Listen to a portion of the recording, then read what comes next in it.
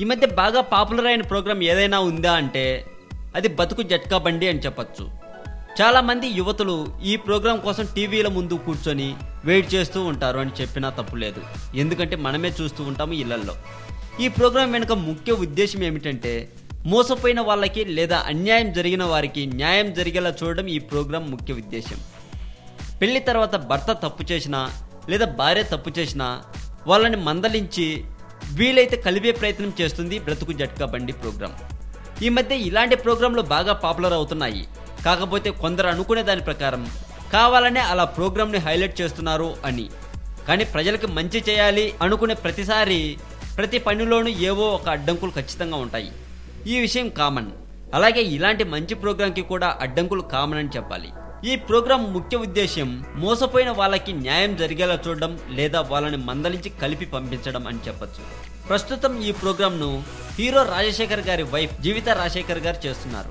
Brother ఒక్క నిమిషం ఆగండి. ఆల్బర్ట్ ఐన్స్టీన్ 1879 మార్చి 14న జర్మనీలో జన్మించాడు.